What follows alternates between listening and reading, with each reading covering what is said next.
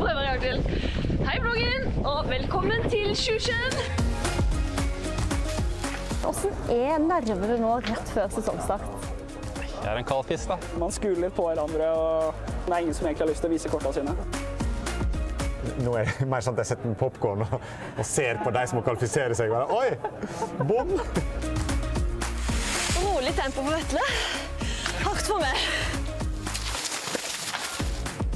Herlig, du trenger ikke å klemme, så det jo nå sesongstart.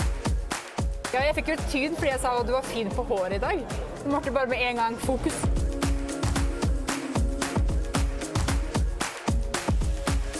Takk.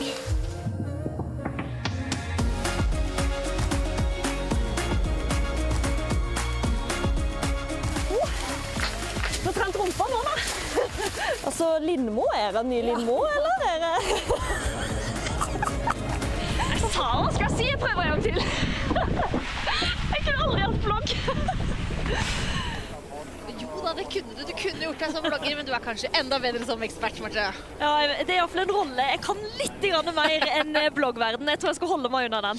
Og så kan du alt om sesongstart skiskyting. Vi ferdige med kvinnesprint. Ingrid Landmark Tandrevold tok det stikket.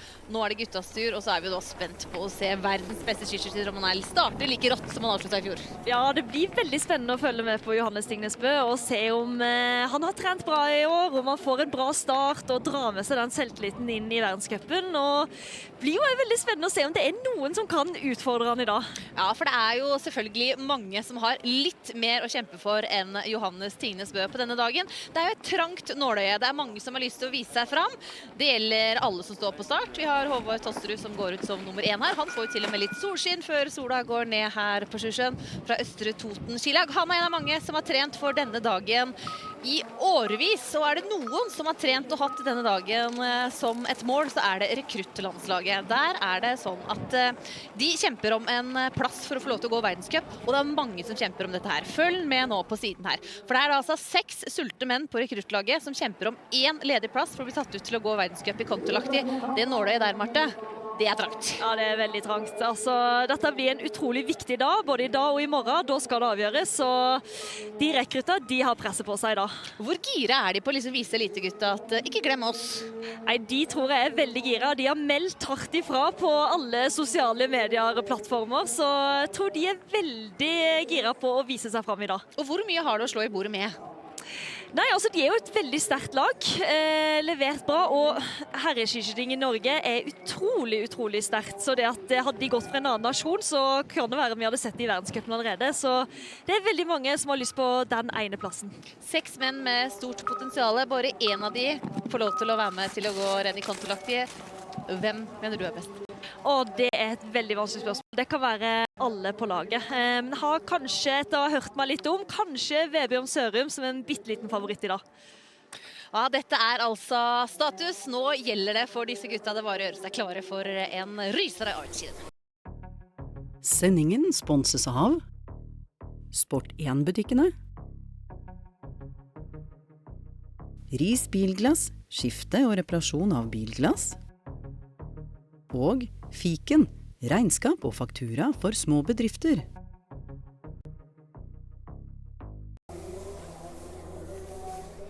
Ja, det veldig mange som vil ha den siste verdenscupplassen, og det kan jo egentlig hvem som helst av de som ikke forhåndsuttatt ta. Det klart at de på rekruttlandslaget, de har god selvtillit på at det blir en av dem, men det finnes en Philip Fjell Andersen og en annen løper på denne startlista her som teller 114 karer som skal være med ut, og vi har en del sterke utenlandske navn her også. De møter jo blant annet hele det franske stafettlaget, vil mange si, med kanonene Perrault, Jacquelin, Fillon-Maillet I spissen. Vi har også Giacomel fra Italia her, sammen med landsmannen Hofer, som skal gi en pekepinn på om samtlige nordmenn her I rute til sesongen. De antatt beste starter helt til slutt. Det drar seg til litt fra startnummer 70 og utover. Simon Hjelmeset Kirkehed som vant sprinten I NM I fjor med nummer 72. Så kommer mange av disse rekruttene med Mats Øverby som vant IBU-cupen som førstemann ut av det. Filip Fjell Andersen, som jeg nevnte, start nummer 89, er jo ute av elitelaget for første sesong nå. Er jo en mann som har vært på pallen i verdenscupen. Kjente navn der av Vetle Sjåstad Kristiansen, Endre Strømsheim, Johannes Dale Skjevdal. Så de gode franskmennene. Sturla Holm Lægreid, verdensmesteren i sprint. 104 dager, Tarjei Bø. Starter litt foran lillebror. Mange som tror at Botten eller Sørum da, kan ta den siste verdenscupplassen. Det er jo to gutter som var på pallen i verdenscupen i fjor, og som er usikre på om de får gå i år. Hadde det vært Svenskola, så hadde de gått hele verdenscupen. Ja, det er ingen tvil om det. Man hadde fått gått alt som var hele, kanskje ikke hele rekruttlaget da. Det er jo to mann som hadde fått gått der, men det nivået som det norske rekruttlaget har, det er helt enormt. Og det er mange nasjoner som spør hva vi gjør i Norge, så at vi kan ha så mange gode herreløpere. Og det handler om systematisk god trening fra tidlig junior, altså hele veien opp, og ikke minst junior-rekrutt. De eksperimenterer mye med trening. Dette laget eksperimenterer kanskje ikke, men er veldig nyvinnende, kan vi kanskje si. Ja. Så er det en som kommer her da, til første passering, Tosterud ved 1,8 kilometer. Han er en del av U23-laget. Gikk junior-VM forrige sesong. Det er jo en rutinert mann som trener der også, Ronny Hafsås. Ja, han har vært trener i juniorlaget i mange år og har virkelig gjort en kjempejobb. Når vi kommer under Ronny Hafsås vinger, så blir det system på ting. Altså, det blir trent meget bra på disse unge guttene.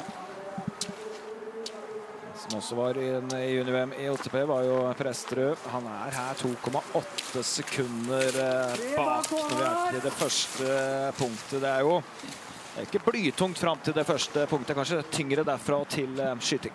Ja, det er det. Nå kommer det jo en fin dobbeltlandsbakke her, og så er det litt utfor før det er det sånne verste partiet. Det er en lang motbakke, og den kan bli seig. Det har jeg erfart mange ganger før.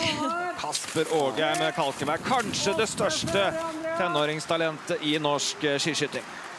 Ja, det har levert enormt junior-VM. Vant jo sprinten, vant fellesstarten, nummer 2 på normalen, en på stafetten. Han skjøt jo 30 treff da på sprint fellesstart, og ja, jeg må si det, han er enorm, og her er noen som er litt uheldig i starten da. Ja, det er Jakob Valenius fra Oslo skiskytterlag. Nest yngste årgang av de som går her, som går ut. Det er litt isete her under den kanskje litt sukrete overflaten. Jeg så et eksempel på det. Så er det Harald Øygard, meget god løper det også. Ja, vant jo fellesstarten på NM Geilo da i fjor. Et enormt oppgjør der. Rapporten er at han har fått forberedt seg bra, er bra i rute. Har byttet skimerke til kommende sesong, denne sesongen her. Så en mann som har et kjent etternavn, Sivert Bjørndalen. Det er vel da sønnen til Dag Bjørndalen. Onkel Ole Einar er på plass her for å forberede seg til verdenscupåpningen. Han skal jo kommentere den for TV 2 i Kontolahti. Teamet Geilo da hadde jo en veldig bra samling i Ramsau i oktober. Både Varmark og på ski der. Kommer Andreas Aas, også han en del av dette U23-landslaget. Var med å ta gull i stafetten i ungdoms-VM i 22. Det er jo to klasser på en måte i junior-VM. For å si det. Ja, det er det. Ja. Og har ikke hatt helt den utviklingen som vi kanskje har ventet etter det da. Men er jo fortsatt på det såkalte U23-laget da. Spennende å se hva han kan få til denne sesongen. Det er jo en tøff verden for de som har lyst til å slå seg opp og fram, når du vet at du må helt opp på nivå hvor du kan ta en pallplass i verdenscupen før du i det hele tatt er aktuell for verdenscup. Det kan virke som en lang vei opp, men det er absolutt mulig. Det her er en kar som har stor fysisk kapasitet. Ja, det er... Han har vel egentlig rekorden i den Ragde Challenge. Er ikke den som består av noe løping, mølle, pluss noe roing, og er det ikke det som er i programmet der? Ja, han går jo for et lag som har det som sponsor, og det er jo dette langløpslaget på langrenn da. Ja. Med mange som har vært innom den testen, blant annet Bjørgen og Johaug og diverse. Ja, det er vel 5 kilometer med 10% helling i motbakke på mølle. Løpet er på 14,5 kilometer, det er sikkert ganske bra. Jeg tror det er fortere enn de fleste av oss andre kan klare å drømme om. Her har vi en trener som er offensiv. Ja, det er Anders Øverby, rekruttreneren da, som har en meget spennende dag i dag. I det startnummer 1 på Turin, under Jeg vil se fine skytterforhold. Det var en del vind her under innskjøting, men nå det roet seg veldig her. Se på drillen. Virker fokusert. Unge Tosterud, født i 2004. Ikke av de aller sterkeste skyttermessig. Den får fine forhold her nå da. Øriten trekk fra venstre og begynner bra, ser vi.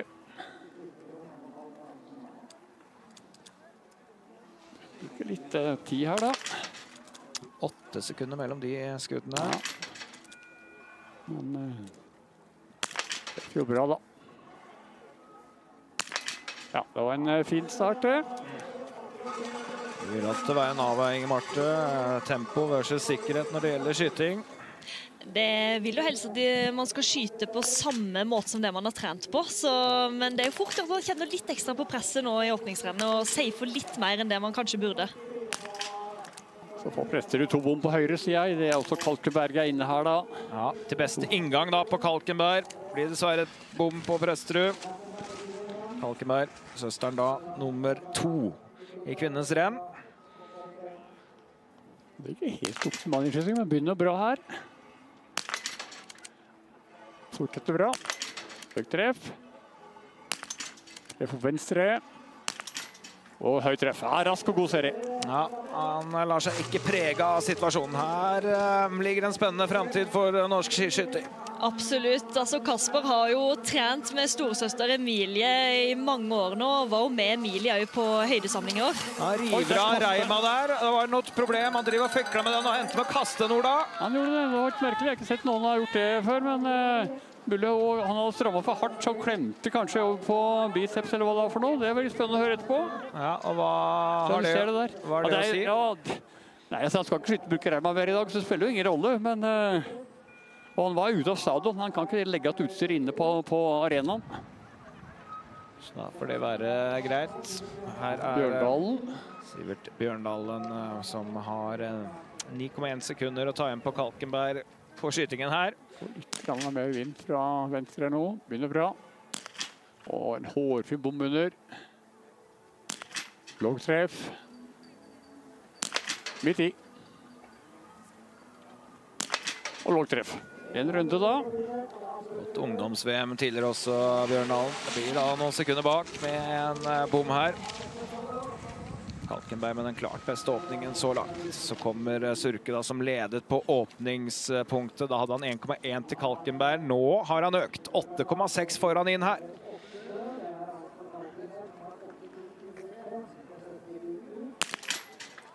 Ja, får litt mer vind i feltet her nå.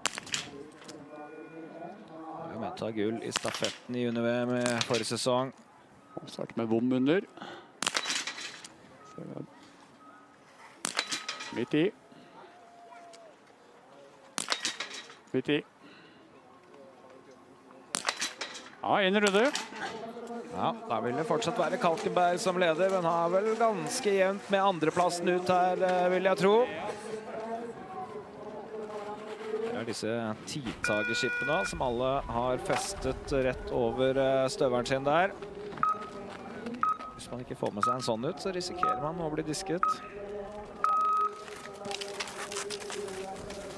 Ut nummer 24 her da, Olav Solan Knudsen Renholden fra Fett.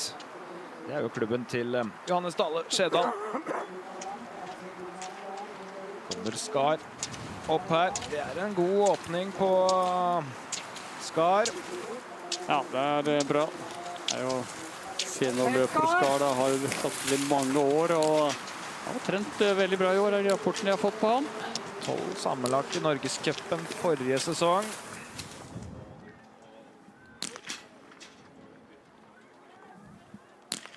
Utøvere, hvordan er følelsen i laget? Nei, den er veldig god. Det er rart med det. Du er kanskje mest nervøs 3-4 dager før, og så bygger det seg litt sånn gradvis opp, og så nå er vi her. Nå er det ikke noe vei tilbake, og nå er det bare å nyte det. Det er veldig viktig, hva tror du? Det er viktig, men samtidig, altså for å sette i perspektiv, så er det kommer flere helger, flere World Cup-helger. Så vår plan er ikke nødvendigvis, vi må være gode her, men planen er å være enda bedre. Sånn at det er viktig, men det er ikke livsviktig. En måneds tid siden hele laget var ute med covid. Hvordan har det påvirket dere? Jeg tror egentlig det bare har styrket oss. Alle i samme båt. Vi måtte samles i bånd, bokstavelig talt. Så jeg merker at kulturen og lagånden har vært ekstremt god siste ukene. Og fysisk og skytemessig så er vi gode, så her tror jeg kommer til å gå bra. Du er i hvert fall rolig. Vi får gå og se hvordan det står til med utøverne. Utvendig i hvert fall. Ja, jeg tror det er lettere for treneren å stå og si det der enn å være Sørum og Botten som skal gå midt i beite mot slutten her, rett foran Johannes Tingnes Bø. Ja, det er ingen tvil om det. Det er Harald Øygard er på tur inn her da. Ja, Søster-Marit gjorde en veldig god sprint, får vi se. 14 sekunder bak Kalkenberg inn her på Øygard. En god liggende skytter, 93% traff han forrige sesong på liggende i nasjonalsammenheng. Ja, får litt mer vind økende her nå fra venstre. Det drar seg på litt akkurat nå. Han gjør seg klar her. Jeg så ikke om han skrudde nå der. Det begynner bra. Og så får det bom under.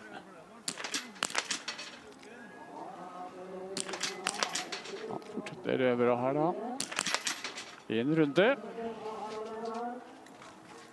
Får være godkjent det. Da har han ikke råd til så mye mer.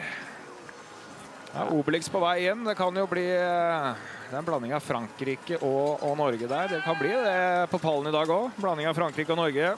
Du er spent på hvor franskmennene står. Hva har du hørt, Ola? Nei, de er veldig fornøyd og har fått trent solid. Quentin Fimoyer vant for øvrig begge, både jaktprint og jakt under Franskmesterskapet nå i oktober på rulleski. Han har fått trent solid i år, var veldig fornøyd med gjennomføringen si. Og håper at han var tilbake i 2020 OL-formen sin. Ja, dobbelt olympisk mester da i 22 for Fimoyer. Starter med nummer 102 når Sonny Clausen kommer inn. Bare 9,6 sekunder bak her. Det er sammenlignet med Kalkenberg da. Vi har jo Surke som gikk enda fortere, men han er jo da nummer 3 ut av Surke etter en bom. Så er det spennende å se Erik Perrault da. Han er jo ung, som da vant i første verdenscupserie i fjor, er i rett alder. Han er jo en av de som kan liksom ta noen, jeg tenker kan nærme seg Johannes Tingnes Bø da. Det samme med Giacomelli fra Italia, som også er en meget spennende utøver. Skrudde litt, men Sonny Clausen. Ja. Det var en grop om over da.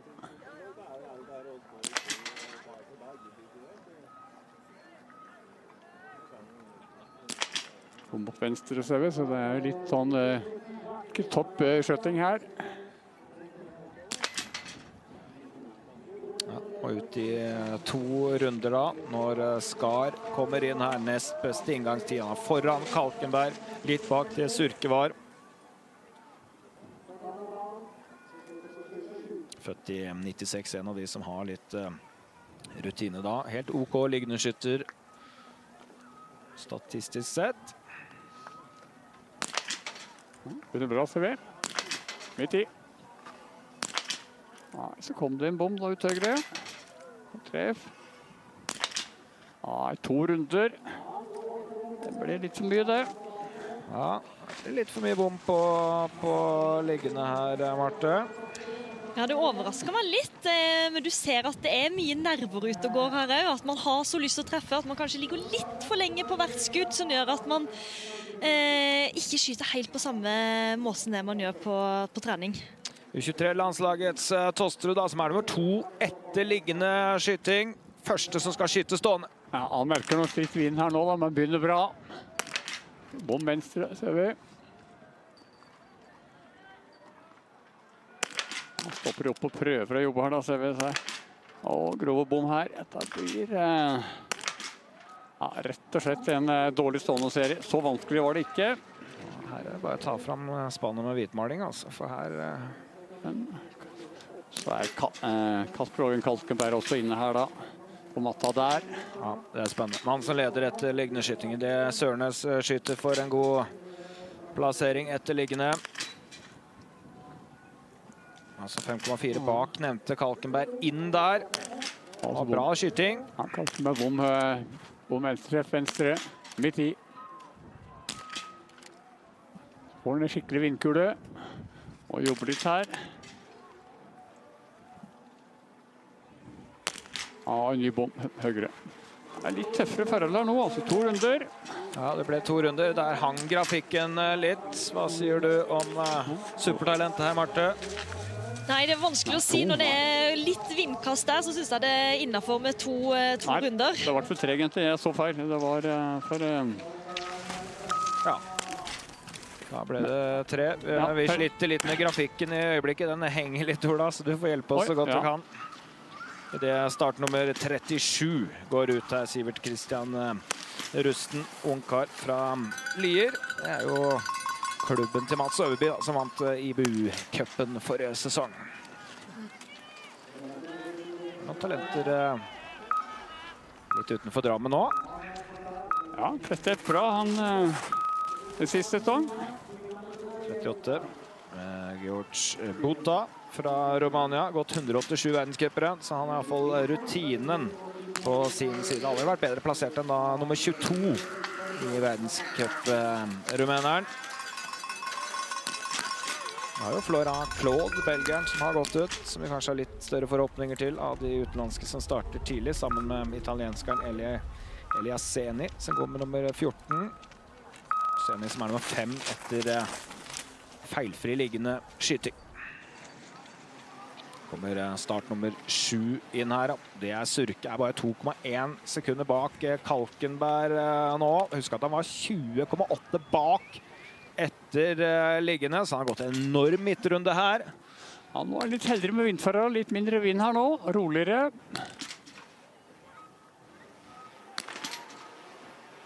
Så man kan utnytte det. Treff venstre.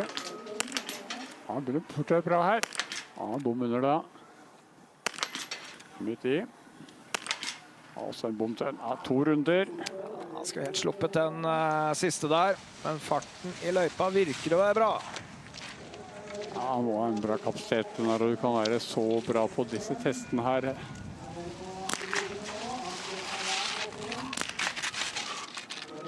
Nummer 25, Wang. 4 på inngang her, plasseringsmessig. Bare 1,2 bak Kalkenberg. Han har slitt skytemessig, i hvert fall forrige sesong. Lave treffprosenter. Det er bra i gang her nå, så 2 sitter litt i.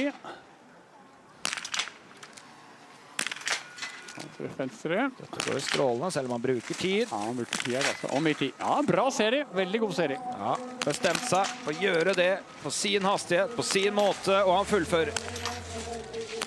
Ja, Magnus Bø, deg har vi stort sett sett med langrennsski uten våpen, nå også våpen. Fortell. Ja, stemmer det. Nei, jeg har noe undone business, da, så prøver jeg å ta det opp. Ja. Hva skal du få til her?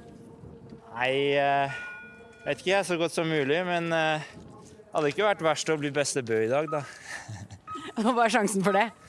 Nei, nei, vi får se. Nei, den er ikke svær, det er den ikke. Men... Hørte at du har vært borte i USA, er det der du har lært deg skiskyting? Nei, det er det egentlig ikke. Jeg holdt jo på før jeg dro, men fikk meg et høydeopphold. Vi kan ta mer om historien til Bø etter hvert. Den er særdeles interessant. Hauan her skyter. God inngang, men det blir en bom. Ja, jeg fikk en hårfin bom under da, på den serien sin. Så Lundby her, som er helt oppe i toppen på inngangen her. Hårfin bom over, og en ny bom over 2 runder da.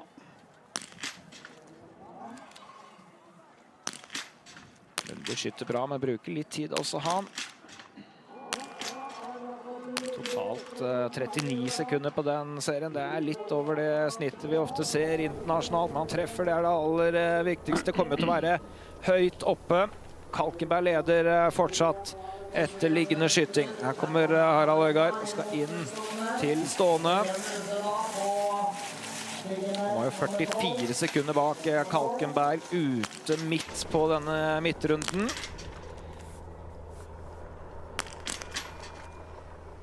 Ta utgangen til Lundby, altså han nest best ut. 11,5 sekunder bak Kalkenberg. Og Øygard kommer inn. Ja, under ganske grei forhold. Ja, nå drar det litt, øker vinden litt da. Ja, da skal han måles mot Surke her da. Ja, så får han litt klart tøffere forhold nå enn det var under minutt her nå. Han er normalt en god skytter når du vinner NM fellesstart. 89 i treffprosent på stående, det er bra. internasjonal klasse det. Ja, bytter jo raskt her også. Og bom venstre. Og en ny bom venstre. Ja, 2 runder da. Ja, jeg følte at han tappte litt tid på den midtrunden. Følte at han måtte gå litt på, men det gikk ikke denne gangen. Det gikk ikke helt denne gangen, men du så at han var offensiv på skytinga, og kanskje han burde ha stoppet opp litt, men han gikk på, hadde en plan for skytinga. Dessverre ble det 2 bom. Som er Seni da, som har gått 2 VM-stafetter for Italia. Vært topp 30 i verdenscup. Var nummer 24 i Canmore helt på tampen av forrige sesong. Det var en grov bom der, så vi. Ja, den så vi helt oppe i boksen her, Ola. Det gjør det. Og tar seg tid. Ja, det gjør det. Du får litt vind i kroppen, kommer litt ut av det. Det er liksom, og Impla står ganske rett ut. Du får vind i ryggen, og den napper i deg, så den henter seg jo litt inn her nå, da. Ja. Hva avgjør, Marte, om du skal slippe opp som han gjorde der, eller om du skal gå på videre? Det kommer jo litt an på hvordan vinden kommer. Sånn som jeg har forstått det, så er det litt mer kastevind. Så kjenner man at vinden kommer, så kan det være lurt å stoppe litt opp og hente seg inn igjen før man går på og kjører plan A. Men det er vanskelig. Jeg vet ikke hvordan vinden er nå, Ola. Om den kommer fra siden, så kan det jo lønne seg å stille bak eller foran noen for å få litt vindskjerming i kroppen. Han kommer litt skrått bakfra fra venstre, da, men best bakifra er det akkurat nå. Og så varierer det veldig, så er det plutselig ganske stille. Akkurat nå er det fint tatt. Det var lite løft i Impla, så var det ganske klart mer bare for et halvt minutt siden. Fin inngang på skredet. 5,7 bak Kalkenberg inn her. Rutinert kar, født i 98. En seier i Norgescupen forrige sesong, så han kan på sitt beste. Ja, det er gode rapporter fra han. Er jo på det teamet Geilo har prestert. Vært veldig solid på alle testløp. Fysisk meget sterk.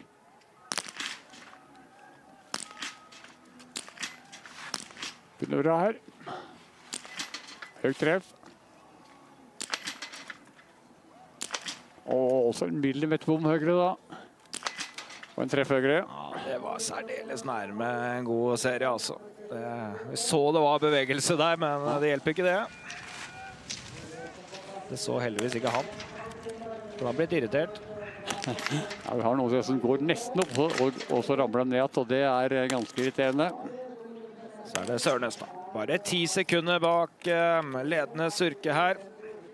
Ja, det fine farger nå. Begynner bra. Og så er det bom venstre da. Og kant venstre. Og en lagkreft så vi. Surke skjøt jo 2 bom da. Så hvis han klarer seg med en, det gjør han jo ikke. Kjempebom langt over. Og så Kasper Ågheim Kalkenberg, en mann vi kommer til å høre mer om i tiden som kommer. Levert brukbart her, ble kanskje en bom for mye på stående. Men denne mannen her kan ha en stor fremtid som skiskytter. 25.07,6 i sesongåpningen. Ja, det er solid det her. Fikk nok noe vind i kroppen på den stående serien. Det går ned helt foran da, uten sekunderinger. Kommer Petter Austberg Bjørn på vei inn her. På sitt beste har jo han gått bra i IBU Cup. Nummer 6 der som er best. Sivert Bakken, 3 år siden du gjorde deg klart til en sesongåpning. Husker du alt du skal gjøre? Nei, jeg gjør ikke det. Jeg får god hjelp av alle rundt meg her nå. Jeg må spørre når det er raterekskontroll, åpenkontroll. Ja, jeg tror jeg vet hva jeg skal, men jeg må huske på alt. For du har vært ute med hjertebetennelse lenge. Hva er på en måte målet ditt i dag? Målet er så kjedelig som å få en god gjennomkjøring og gjennomføre et godt skirenn, og så får vi se hva det holder til. Altså, det hadde vært gøy å klare å kvalifisere til A-heatet på fellesstarten i morgen i hvert fall. Hvordan er følelsen din i kroppen nå, før dette comebacket? Nå er jeg nervøs. Jeg hadde ikke trodd jeg skulle bli så nervøs, men jeg kjenner det rumler i magen. Du får gå og gjøre de siste tingene da. Og så er det Bjørn da, fra Alvdal, og Havland er teamet. Og en hårfin bom der da over. En ny bom over. Nå skrur han. Ja, Det er jo egentlig... Og spørsmålet hva baserer det på? Skrur litt tilbake igjen? Ja, han ser på vimpelen og vurderer, men kanskje kan ha litt mer vind, litt mindre vind. Og så er problemet at den var litt for høy, da. Og skjøt en høy treff til siste år. Hvordan leser du den serien, Marte? Nei, han var litt usikker, og du så han skrudde på sideskrudene, men det var jo høyden som var problemet. Men det skapte selvtillit, da, for han traff jo på de 3 siste, så den skruinga frem og tilbake, den hjalp. Surke Intitet da øker med litt over 10 sekunder til Kalkenberg på den siste runden, så i løypa så har det gått fort hele veien med Surke, men det har altså blitt 3 bom. Men der har vi også en interessant mann, altså. Ja, voldsom kapasitet, da. Det er jo få satt den skytingen, får de oppe nok med den. Ja, det er mange talenter i norsk skiskyting. Så kommer Wang på vei inn her. Er nummer 4 da, etter liggende skyting. 20 sekunder bak Surke her, men vi vet han skjøt 2 bom. Alle muligheter nå, Wang.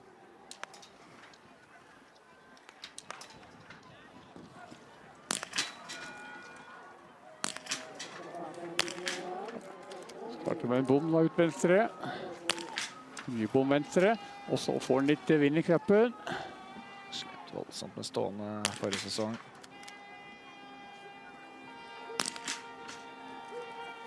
Ja, jobber hardt der, men ja, tar seg bra sammen her nå.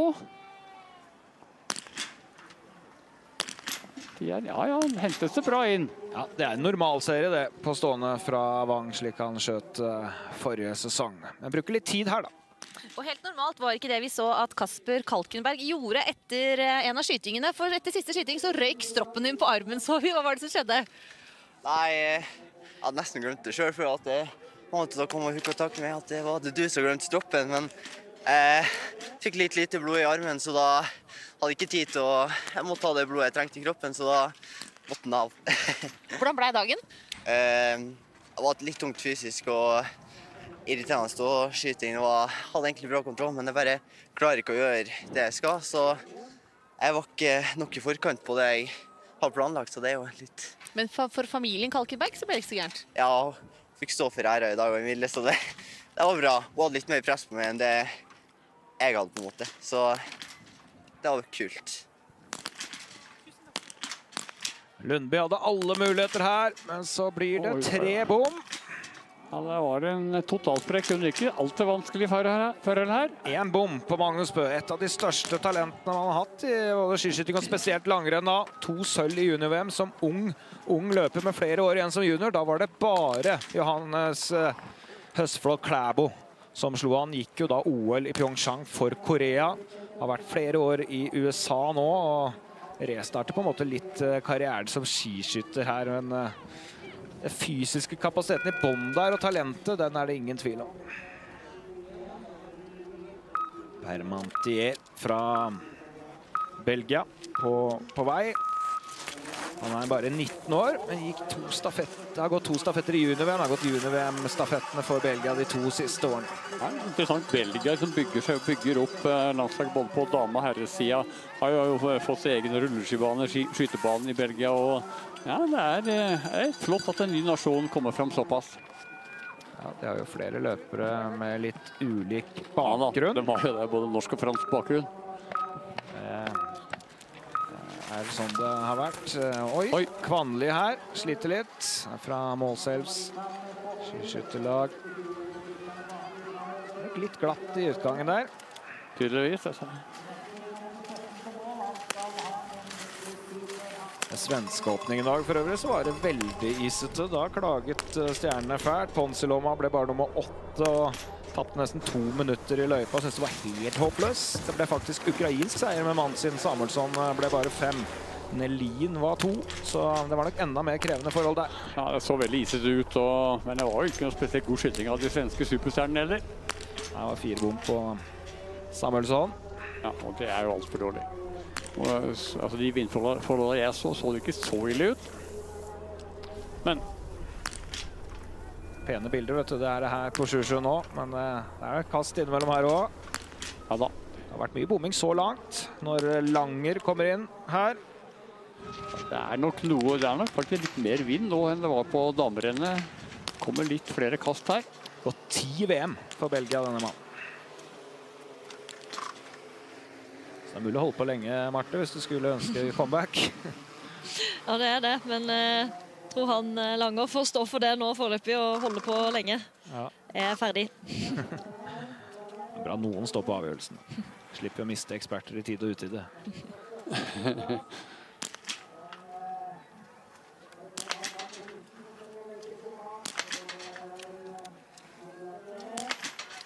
Ja, det går greit nå etter denne bommen. Ja, bra fart i dag så langt også på Langer.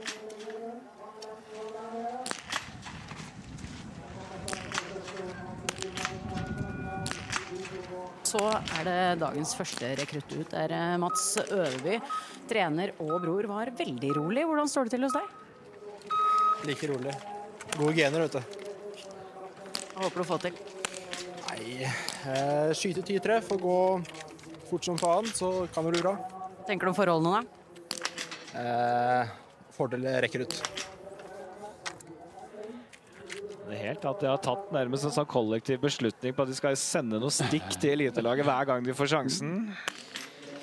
Så kommer Skrede da. Ja, bra i gang her. Ja, nei, kom bommen. Gjør det. Bom over da. Han henter seg bra inn her. Ja da, en runde. Ja, kommer ikke til å være langt bak Surke, så vet vi at Surke har gått fantastisk hele veien inn. Men Skrede også hatt god fart på skiene sine i dag.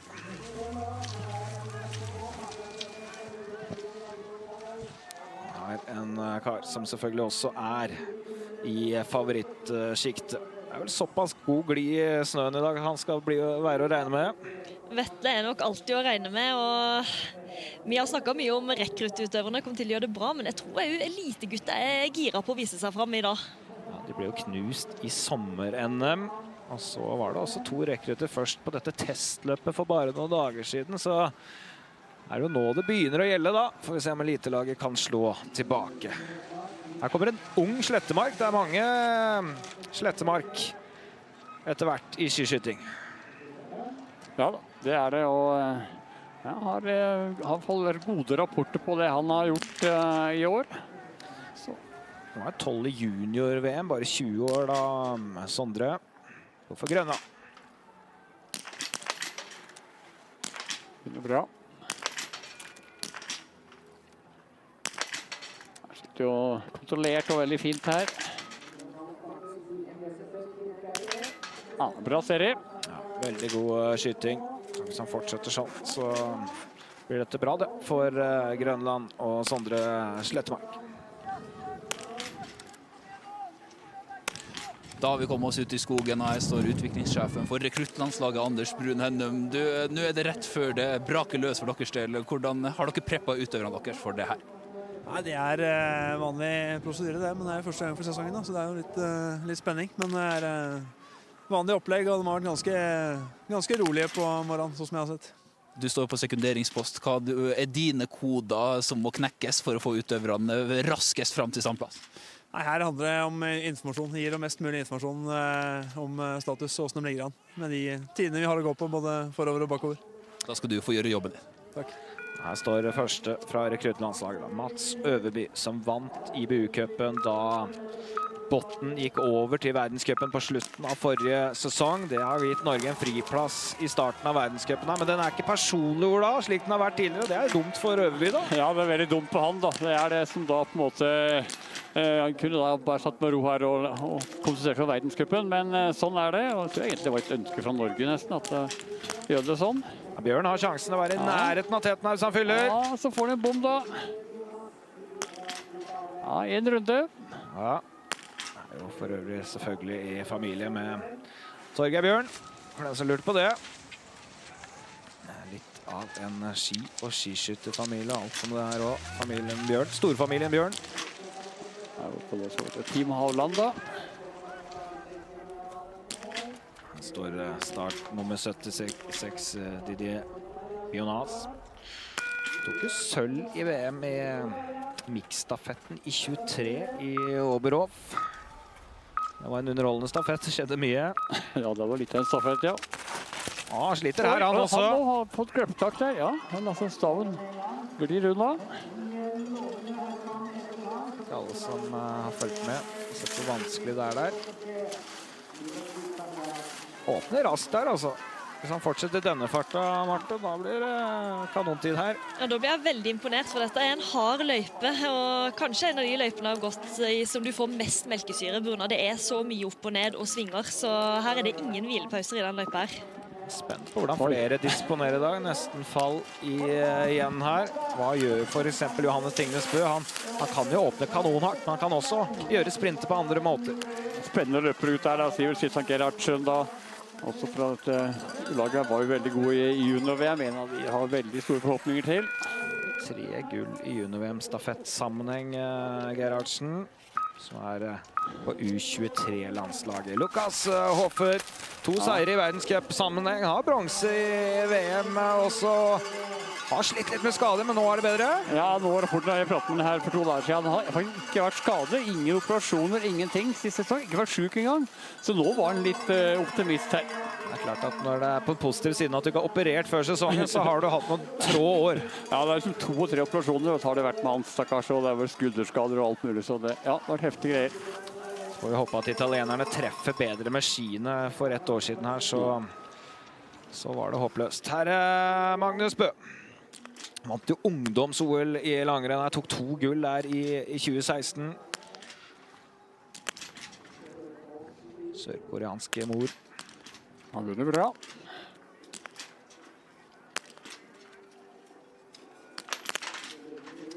Ja, bruker litt tid, men jobber godt. Ja, kom det en bom da, ser vi. Han prøver å ta på at puster, jobber litt her. Er urolig. Ja, da ble det 3 runder da. Klarte ikke å stå imot der, og da blir det et godt stykke bak. Martin Uldal, du vant dette testløpet som det har blitt snakket om tidligere denne uka. Hva slags selvtillit gir det? Det gir litt selvtillit, men da var det vindstille. Men jeg skal prøve å takle det her også. Det får bare gi alt. Hva er planen? Hente Sivert, gå litt med han, og så gå fra han. Får prøve det da? Ja, jeg skal prøve på det. Marte, tror du det var en fordel eller ulempe å vinne det testløpet her med tanke på inngangen hit? Ja, presset kan bli stort, men tar han det rett og bare får selvtillit av det, så kan det være at han har en sånn selvtillit-boost inn i løpet her, men vi får se, han virker gira i alle fall.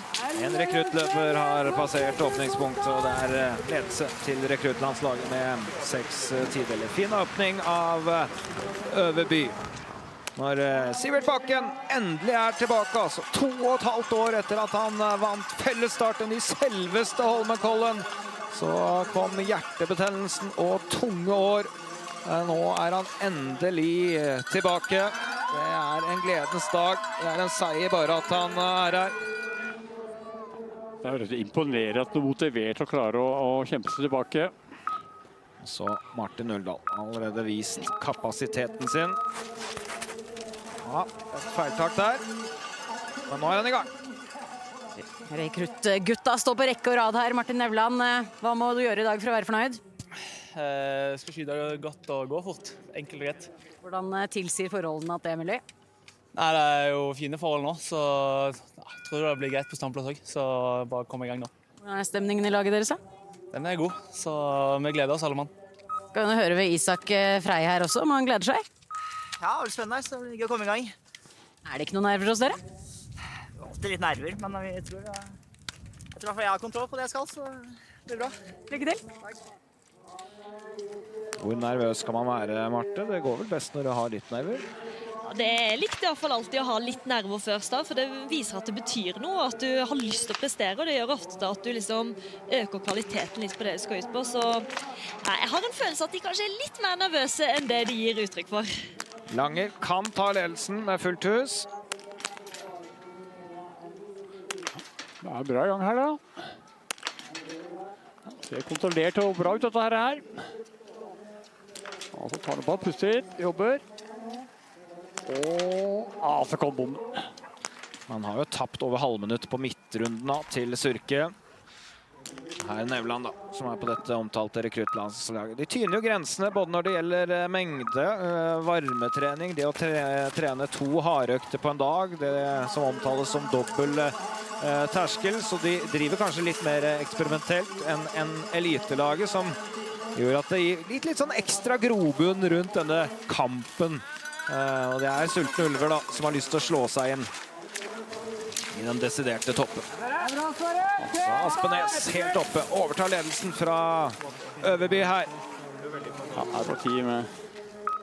Det har vært veldig solid på trening i år da. Veldig solid er rapportene. Ja, så bra ut så langt. Isak Letnesfrei. Bærums skiklubb, topp 5 totalt i BU-cupen forrige sesong.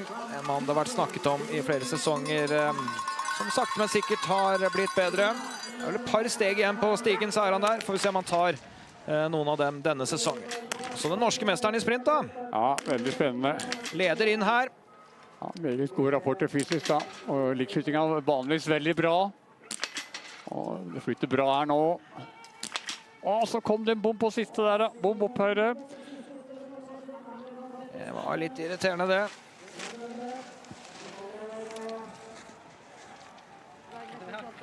Hvordan blir dette her? Det blir kjempebra. Nå gikk sola ned, så det er jo iskaldt. Så jeg måtte ta en vurdering med Dale om det ble buff eller ikke før start. Men så amatørmessig kunne vi ikke se ut, så det ble uten. Hvordan er formen? Jeg tror den er veldig bra. Akkurat der den skal være, som jeg sa til Ola i går. Rå, men ikke helt rå. Ja, det blir ikke grønlandsk ledelse her, men det er ikke langt unna. En bom mindre der, så hadde han ledet Slettemark. Ja, det Mats Øverby også inne her da. Under fine forhold. Normalt en meget god skytter. Og begynner jo bra midt i. Nest beste inngangstiden. Ja, kom ned venstre. Midt i. Og midt i. Ja, en litt dårlig avtrekk der. En runde. Da tror jeg dette må bli perfekt hele veien inn. Hvis han skal være beste løper som ikke er forhåndskvalifisert til verdenscupen etter dagen i dag, da har han ikke noe mer å gå på. Lombardo. Franskmann, 16. plass som best i verdenscup-sammenheng. Ja, som kjemper om å komme inn på stafettlaget og ja. En sånn 4. eller 5. mann. Solid stafettmann i junior-VM-sammenheng. Ja, flytter raskt her da. Ja da. Og veldig bra også. Det kan være et signal. Ja, fra Frankrike om at de har tjuvtrent litt i sommer og høst de også. Ja, de var veldig fornøyd med gjennomføringen av sommer høsttrening av det franske laget, både skyttemessig og fysisk. Det er ikke som han er nervøs, Vetle Sjåstad Kristiansen i hvert fall, så er det Bjørnas. Ja, det lå veldig bra, han fikk en bom over der da. Så begynner han å skru. Ja. Så ikke han skrur ned høydeskruen her. Ja, for en runde. Veldig god første runde da. Sånn langrennsmessig tilhører jo ikke blant de aller raskeste internasjonalt, så det synes jeg var bra. Det så ut som de italienske klømte ganske hardt til ut der, ja. Ja. Altså Sivert Silsan Gerhardsen da, er veldig god inngang her altså. 20 år bare. Stort talent.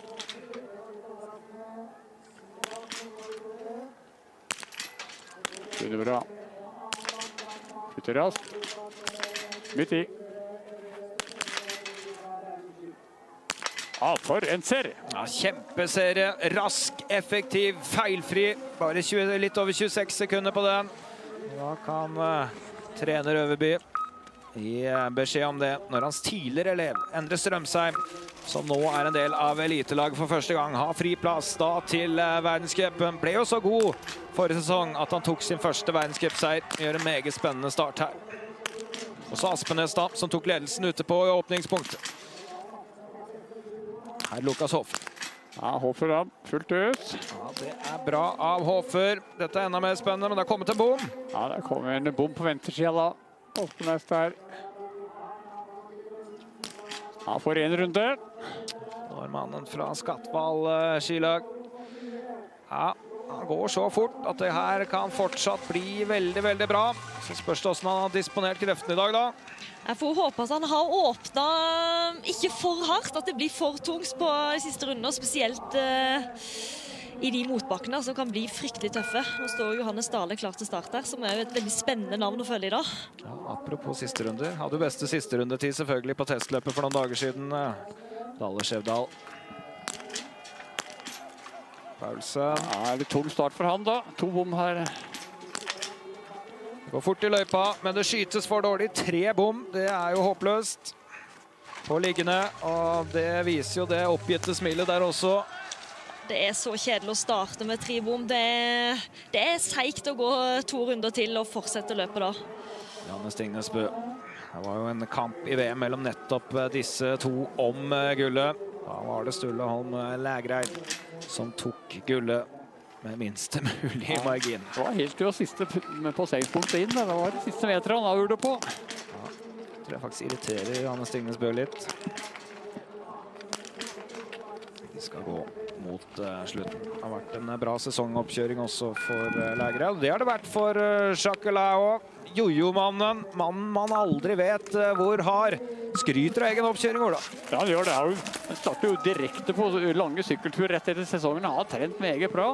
Han har også byttet skimerke i år, da, så det er jo spennende å se det. I Sivert Bakken svinger inn her. Ja, hva er inngangen? Han er 24 sekunder bak Kalkenberg, så kommer Uldal. Ja. Testløp-vinnere. Han var litt skeptisk, hørtes ut som til vind. Det var vindstille når han vant testløpet. Det var han selv som påpekte. Ja, men det er bra nå også. Fine farrel akkurat det. Han gjør seg klar her. Begynner bra. Uldal her. Bra skyting av bakken. Fullt for bakken. Uldal bruker litt mer tid. Litt tid på tredje. Og låg treff. Ja, veldig rolig kontrollert serie. Han ville ha ned de blinkene, men han kommer nok til å tape en 10-15 sekunder til de raskeste seriene her. Bakken. Også med en fin inngang. Uldal ut, 2,7 sekunder bak unge Kalkenberg. Ja, Solveig også en som har lagt ned. Nei, så fikk han en bom på det siste skautet der. Ja, nå går det unna her. Skal Einar Hedegaard. Han matchet jo Botten i langrenns-NM for sesong. Ble nummer 7 da på skøyting i langrenns-NM. Det sier litt om farten. God inngang her også. Ja, gikk jo enormt opp lysbåten og imponerte også på blink i langrenn der. Men han må skyte bedre enn det der. Ja, han må det. Dette blir for dårlig. Ja, nå vet han ikke hvor han treffer, tror jeg. Nå er han oppgitt. Ja, han bommer jo sånt. Nei, det er synd da, at ser ut til at han skal komme ut her, for det er så å se vindstille da han skjøt nå. Så Quentin Fillon-Maillet har vært litt statist, vi må nesten si det, de siste 2 årene. Men han er også på gang. Olympisk kongen fra 22, Nevland. Og så en hårfri bom ned høyre der. Det blir for dårlig på ligg der. Ja. Han er ikke rask nok til å kunne reparere det der. Nei. Det vet også trener Øverby. Tarjei Bø tenkte helt i påskeferien forrige sesong om han skulle fortsette. Nå tar han 1 år av gangen, men mye tyder vel på at han fortsetter frem til OL. Og så Frey. Det er midt i. Fortsatt Kalkenberg som leder her. Ut. Og låg treff. Og midt i. Flott serie. God skiskyttertype dette her, Isak Leknes Frey. Han er god på mye. Ja, han behersker begge deler veldig bra, så han skal ha muligheter til å bli en kjempegod skytter. Han er jo allerede veldig god da. Så regjerende verdensmester Lægreid ut. Har satt ny O2-rekord inn til denne sesongen. Har endret litt på drillen sin, så det skal vi følge med når han skal skyte. Så en Uldal til, det er Bror. Ja, Bror Uldal er så veldig god også, så se på. Offensivt og bra her. Og se på den serien. Han tar ledelsen her, Espen Uldal. Det er en god dag for familien så langt. Filip Fjell Andersen kastet ut av elitelaget. Brukbar inngang her, men bommer. Ja, har jo fått 2 bom da, det har du ikke råd til. Og 3 bom. Da er Hjelmeset Kirkeid også i gang da. Da gikk Rulga ned. Ja, og 1 runde på Kirkeide. Se hvor fort han går. Det er nok minst 1 bom for mye i dag. Fabien Claude. Vært en stafettmann på sitt beste for Frankrike. stafettverdensmester fra 2 år tilbake. Og så Tarjei Bø i kjent stil her. Kjempesesong, kjempet jo om verdenscupen sammenlagt. Hadde også muligheten til å ta et VM-gull eller 2, men det sviktet litt på siste skyting, men det var alt i alt en veldig god sesong for Tarjei Bø. Fremstillevik i gang her da, meget rask og god skytter, legestudent nå, og ja, han har nok gjort en meget solid trening i år også. Det blir jevnt altså, med Uldal på vei ut her for Femsteinevik. Tiden skal vi følge med på. Kirkeide var 12,5 bak Uldal. Det gir Kirkeide en liten mulighet der, altså. Øverby da, og Lombardo også inne. Ja, nå er det bort med sikringen. Nå gikk han virkelig på, men det ble en bom. Ja, og Lombardo får en runde. Ja, kikker seg tilbake, Øverby. Jeg er sikker på hvor mange runder han skal gå. Og så Vetle Sjåstad Kristiansen. Det er 0 bom, og en kjempetid kommer til å ta ledelsen da. Unge Kalkenberg har ledet fra start nummer 3, helt til Vetle Sjåstad Kristiansen. Passerer 10,6 foran. Da er ball i gang. Og han gyver løs her. Det ser bra ut, Marte. Det ser veldig bra ut i dobbeltdansen. Han treffer bra i taket der, Vetle. Så Aspenes da. Jeg tror vi skal se litt skeptisk på den tiden der. Ja, så er Strømsheim også på tur inn her da. Inne straks nå. Ja, Aspenes skyter i hvert fall. Nei, det var ikke Aspenes dette. Nei, det her var det er Bionas. Ja, det var noe annet. Ja, så er det... Han hadde 5. beste inngangstid. Det er Lombardo som leder ut fra stående. 9 sekunder foran Uldal, som er 3,4 foran Femsteinevik når Strømsheim skyter. Ja, han skyter veldig bra her. Så får han en bom høyre. Klarte ikke fullføre serien helt. Da blir han fort over halvminuttet bak landslagskollegaen. Så Gerhardsen. Ja, jobber godt her. Brukte 11 sekunder mellom de skuddene. Ja, og så kom det en bom da. Orker ikke fullføre helt. Det var litt synd det. For kjempetalentet. Så Hoffer. Dette kan gå i alle veier. Og det går den veien. Ja, 2 runder på Hoffer da. Vet aldri helt hva du får av Lukas Hoffer på stående. Her står han. Johannes Tingnes Bø. 85 internasjonale seier. Har for første gang satt høyt, klart og tydelig at målet er å slå Ole Einar Bjørndalen.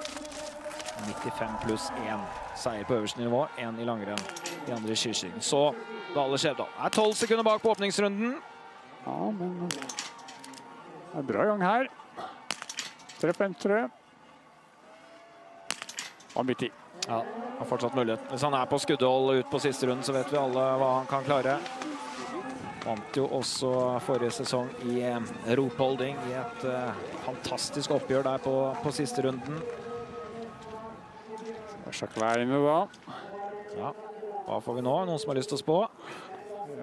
Kanskje at han roer litt ned da. Han har jobbet hardt med fond til å være litt mer kontrollert i jobbing. Ja. Se på inngangen. Han har den klart beste inngangen i dag. Sjakveine. Bra. Og så kom det bom på venstre. Og bruker tid da. Ja, han prøver litt mer nå altså. Ja, så kom det 2 kjappe skudd på slutten her. Ja, han er ikke ute av det. Plutselig kommer det en rask stående serie og fullt hus der. Gjorde. Ja. Satset hardt i mange år, men det ble en bom. Og Giacomelli, sist startende, har jo 3 andreplasser i verdenscup-sammenheng. Er den nye italienske stjernen, og han gir gass han nå, altså. Ja, den åpner hardt alle italienske løpere. Uldal, rett foran Lombardo, inn her nå. Så den der spesialdrillen hans egentlig, ja.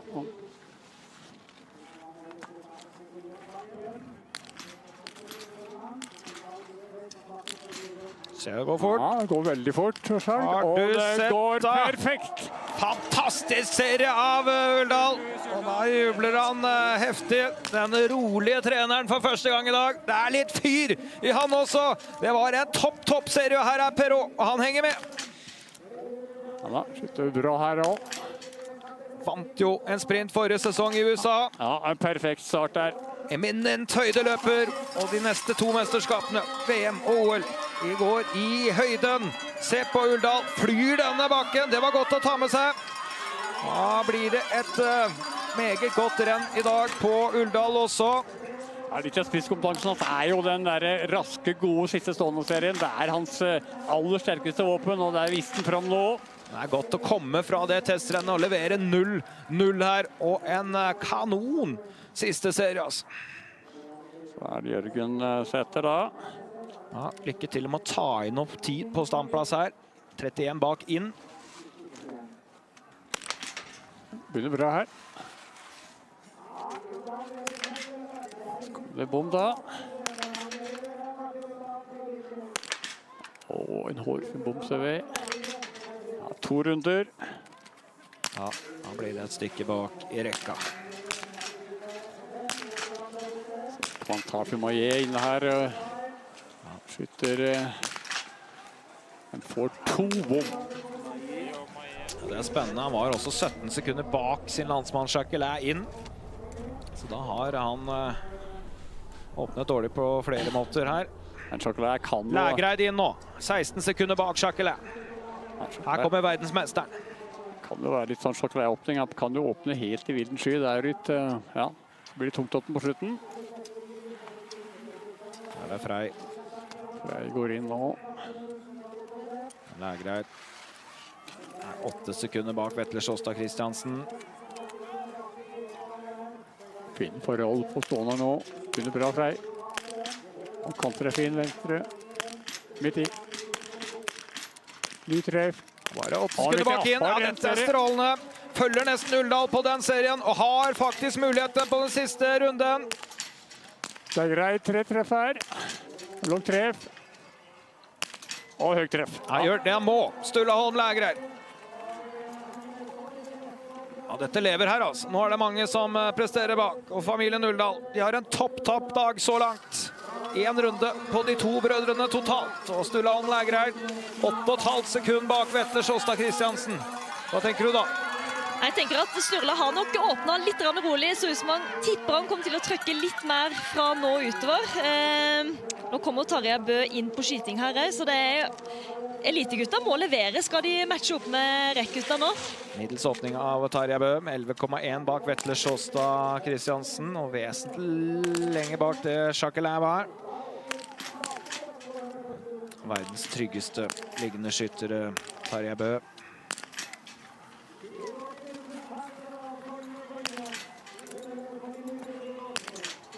Bra gang her da, som vanlig. Midt i. Og midt i. Ja, flott serie. Det er fullt hus. Vi sleit med grafikken her, men han har... fullt hus, som vanlig. Ja, det var nesten ikke spennende det når det gjelder Tarjei Bø. Og her skyttes det, og det er Fabien Claude. Og det gjør han jo bra. Veldig bra serie. Og er ikke langt unna Uldal ut her.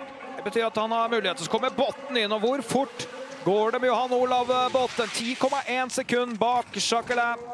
Da er han litt over 2,5 sekund bak Vetle Sjåstad Christiansen. Ja, så Vetle som er klar på stående. Ja. Har det bildet der nå. Det er helt avgjørende. Kanskje råd til 1 bom mot Uldal. Det begynner bra. Ja. Det kommer folk bak. Og så får det vindkule, Vetle. Han jobber kjempebra. Flott serie. Han står jo stødig som fjell der og gjør et kanonløp, altså Vetle Sjåstad Christiansen. Og Botten er i trøbbel. Ja, bommer ut høyre her. Oi, oi, oi. Ja, dette er ikke bra. 2 av de dårligste løpene her i fjor da han hadde sjansen. Ja, og får 2 runder på liggserien. Usikkerhetens dag, sa han i går. Det er den dagen i år han tenker mest. Han var litt preg av det her. Det er en litt preget Botten som snubler seg videre. Ja, det var skal vi se sånn, en kant og en grov bom høyre. Så er Vebjørn Sørum på tur inn her. Perrault 2,6 bak Vetle Sjåstad Christiansen, men på punktet på den andre runden så er han 13,9 bak. Så Vetle Sjåstad Christiansen han går fra Perrault på midtrunden så langt. Vi ser stillingen etter liggende. Litt mer vind her da, Sørum gjør seg klar her. Kommer ganske rett bak ifra oss på likt, så det så greit. Og bommer langt venstre. Gikk seg inn på verdenscuplaget her i fjor. Ja, midt i. Midt i. Og en treff venstre gjør rett og slett et dårlig førsteavtrekk der. Spenningen tar han sikkert der. Ja, han kan la det være med det. Men hverken Botten eller Sørum, som det var høyest forventninger til på rekruttlaget, har innfridd. Og så kommer kongen selv, Johannes Tingnes Bø. 2,3 foran Vetle Sjåstad Kristiansen. Det er en bra åpning. Det er ikke av den ville typen vi har sett noen ganger. Han er 5,1 bak Jacquelin her, for eksempel. Så er også Strømsen inne på stående her samtidig. Skjøtt fullt i testløpet for noen dager siden, Tingnes Bø. Kommet krypende gjennom oktober og har vist form igjen. Ja, det er bra her. Strømsen fullt på stående. Midt i på Johannes. Midt i. Ja, flott serie. Han nå. Ja, nå er han akkurat der han skal være. Slik han alltid er. I juli så er det ikke så farlig. Men når det blir november, og det kommer noe snø under beina, da er han der hvert bidige år.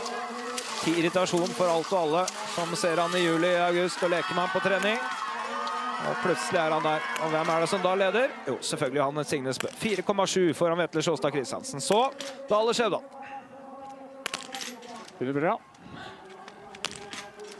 Godt treff.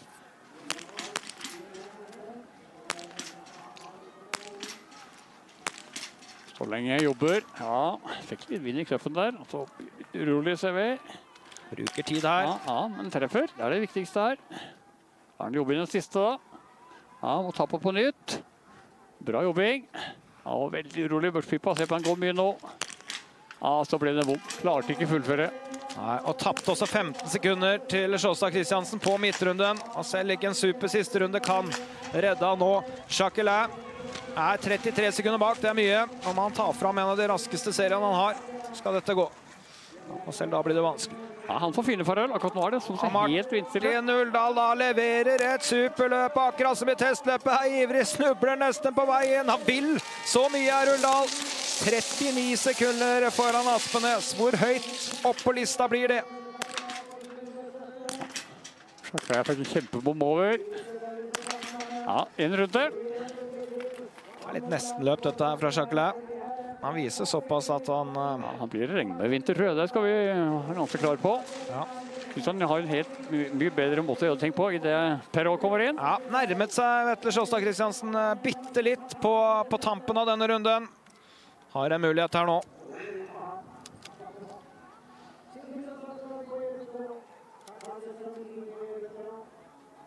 Han må få farten. Det er bra. Midt i. Høyt rev. Og er solid. Ja, perfekt. Ja, det er enormt det der. Det kommer til å bli en heftig kamp mot denne mannen på siste runden. 17 sekunder til Uldal har nå Vetle Sjåstad Kristiansen. Han har tapt et halvt sekund. Det betyr at det går ikke fortere enn at Perrault skal gis en bitte liten mulighet. Men det blir tøft altså, ta inn 14,8 sekunder. Det tror ikke han klarer. Jeg tror jo ikke det heller, men Vetle Sjåstad Kristiansen er litt opp og ned på siste runder. Av og til så blir han dyktig sliten. Ja, men vi kan vel slå på. Slå på at franske løpere blir tøffe i år.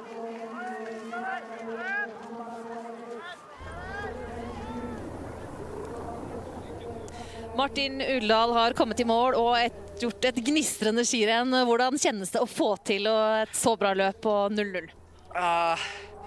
Det er veldig deilig å skyte bra. Det er jeg fornøyd med. Ja, jeg må egentlig bare være fornøyd, men jeg synes det var skikkelig dritt i sporet i dag. Jeg følte meg ordentlig bare tom og dårlig egentlig, men jeg tror skytingen redder vi og blir gøy. Men ja, jeg vet ikke hvordan plasseringen blir, men ja, jeg er fornøyd med skytingen. Jeg vet at jeg kan mye mer i sporet. Jeg har mye mer å gå med, det vet jeg. Så håper å få vise det i morgen kanskje. Lagkompis Frey skytter like bra, er 14,2 sekunder bak. Viser fortsatt hva han er god for. Ja, han har også levert et kjempebra løp her. Men Vetle Sjåstad Kristiansen mot Perrault. Og så kommer de etter hvert her.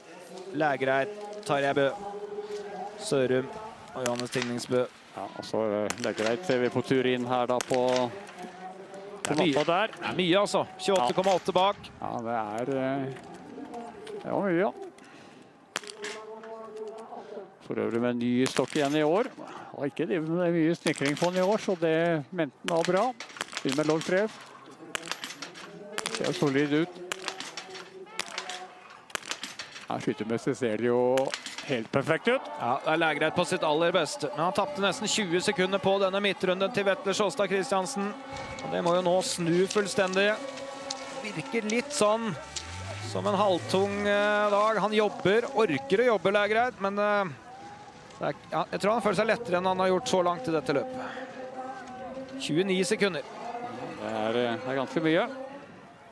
Jeg har sett Sturla sprekere, men det er bra skytinga sitter selv om formen ikke er helt der den skal være akkurat nå. Så kommer Klåda. Han var 10 sekunder bak Uldal og går omtrent i samme farta på denne siste runden. Har det Bø inne på stående her. Ja, det er spennende. Her Vetle Sjåstad Christiansen mot mål. Han var 17,3 foran Uldal ved forrige måling. Men han har blitt sliten her, altså. Han taper da mye mot Uldal. Uldal følte seg ikke bra, men han har gått vesentlig fra Vetle Sjåstad Christiansen. Kanskje skal vi gi Perrault en liten sjanse allikevel, Ola. Ja, for det er ikke all verden til avslutning dette her av Sjåstad Christiansen. Det holder mot rekrutt Uldal, men ikke med veldig mye. Et perfekt løp skytemessig, og han leder med 7,7, men det ryker nesten 10 sekunder der på et par kilometer. Ja, det var en sprekk av Vetle Sjåstad Christiansen. Tarjei Bø fikk 2 runder på sin stående serie. Litt sånn standard Tarjei. Er ikke god nok på stående i innledningen av sesongen. Ja, 8. plass inn da. Får vi se hva det blir ut etter 2 strafferunder. Da er det Botten, Sørum og Johannes Tingnesbø. Men jeg tror det bare er Johannes Tingnesbø, ja. Og Perrault så kan ha sjansen nå. Her kommer Perrault. Det var 14,8. Han gikk ganske bra ut hit. Og så tappte han 10 sekunder inn.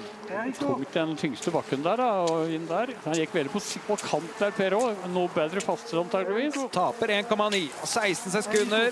Det bør vel gå for Vetle Sjåstad Christiansen. Det er ikke sikkert at det blir noe mange sekunder til slutt. Her Botten raknet litt på liggende.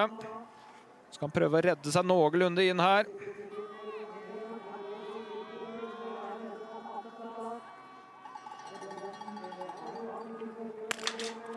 Bommer over, ser vi.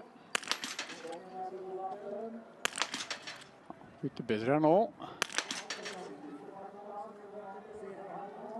Stopper opp og jobber. Ja, treffer der da. Han har gått bitte litt fortere enn Sjåstad Christiansen på midtrunden. Det er det ikke mange som har gjort, altså. Så langrennsmessig så går dette fort nok. Og så kommer Sørum. 41 sekunder bak.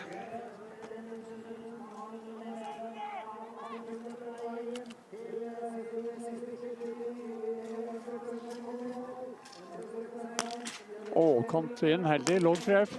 Midt i, høyt treff.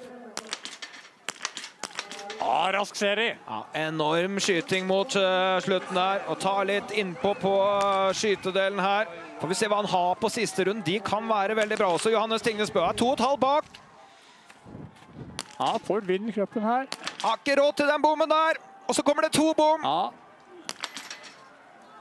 Treffer der da, skyter. Ja, midt i siste. Ja, 2 runder. Ja, litt utypisk det når han har muligheten, Johannes Tingnesbø. Så blir det ikke seier i dag. Nei, ja, det var en rett og slett dårlig stående serie. Fikk litt mer vind, kanskje en del av de andre da, men... Var det 2 første skuddene som ryker der, Marte? Hva tyder det på? Det kan være at, som Ola sier, at det kom litt vind, og at det blir litt satt ut av det før han kommer inn i det. Så... Men litt utypisk Johannes det der, og bomme 2 når han har sjansen. Jeg tok en trening i går, og var ikke noe spesielt bra på stående i går. Det betyr at Perrault der ute, kanskje er han den siste som har sjans til å ta denne seieren fra Vetle Sjåstad Christiansen. Det virker jo sånn. Du så Vetle i de siste svingene inn mot mål der. Han så stiv ut, så kan bli spennende med Perrault der. Ja, Giacomelli med en superserie og en vanvittig siste runde kan ha en bitte litt mulighet. Kan det, ja, men ja. Da skal han skyte fort her, altså. Han kan skyte veldig raskt og bra, han altså. Begynner bra. Ja, stopper opp litt. Mister rytmen der. Ja, nå flyter bra. Ja, så kommer litt for kjapt. En runde. Da går ikke det. Men det blir ganske høyt oppe allikevel for Giacomel. Johannes Tingnes Bø ut på 8. plass. 44 sekunder bak Vetle Sjåstad Christiansen. Det kunne vært litt spennende om han hadde holdt seg til 1 bom. Her kommer Perrault, 15 sekunder på seg. Hadde jo litt over 16 sekunder å hente. Det går ikke for Erik Perrault, men han er betydelig nærmere enn han var en periode, Perrault. Hvor jevnt er det med Uldal? Det blir uhyre jevnt det. Det her kan stå om tideler. Med tanke på andreplassen blir det Perrault og Frankrike eller Uldal og Norge. Da stopper klokken. Den er på Uldals side med 2 tideler. Det ble ikke mange sekunder til slutt det der. Det har stoppet ordentlig opp for Sjåstad Christiansen her inn mot mål. Men han leverte altså så bra før det at det virker å holde. Ja, han kjørte litt for tøft da, kanskje da i starten, men det er klart det er ålreit å teste seg litt. Han er jo klar for World Cup og virkelig trykke på litt. Han kan lure litt ut på siste runde der, at han ikke hadde helt feeling på hva han tålte, men sånn er det av og til. Så kan det være ski og andre ting, men han så stiv ut, altså. Ja, han så veldig stiv ut. Men jeg må jo si at det franske løpere også leverer bra her. Giacomel, og det blir ikke bare norsk i år, tror jeg. Nei, det er flere det er bra. Som trener hardt. Men det her ser ut til å bli vinneren, altså. Vetle Sjåstad Christiansen. Ja, veldig imponerende på startplass, altså. Den stående så, ja, det var solid. Ser også ut som at Uldal kommer til å være best av de som ikke har en verdenscupplass fra før. Men det er altså fellesstart i morgen i tillegg, og det kommer til å være noen i nærheten her. Blant annet Sørum. Hvor er Sørum? Her er Sørum. Kommer bak der. Å ja! Her er han virkelig ute og går en god siste runde. Var 36,9 bak. Og her gikk jo fortsatt Sjåstad Christiansen bra. Allikevel så tar han over 10 sekunder. Og fortsetter han på denne måten. Han kommer ikke til å være langt bak. Kanskje har han en mulighet på pallplass her. Kan han blande seg inn der med Perrault og Uldal? Han har noe vanvittig på gang, altså. Ja, det var enormt han gikk der. Og han tok 10 sekunder i et parti hvor Sjåstad Christiansen fortsatt har gått fort. Her kommer Sturla Holm Lægreid. Han mangler nok en gjennomkjøring eller 2 for å være i praktslag. Han har hatt en bedre inngang enn forrige sesong. Da var han syk og brukte flere helger på å komme seg i vater. Så var han veldig bra på sitt aller beste og timet jo toppformen perfekt. Her er han 6 foreløpig, 32,9 bak. Ja, sikkert litt skuffet over den langrennsformen der, jeg må si det. Han trodde nok at han var litt bedre ut fra det han hadde følt, det han har gått på hardøkter. Vetle Sjåstad Christiansen har for øvrig tapt 19,5 sekunder til raskeste siste runde, som er Aspenes.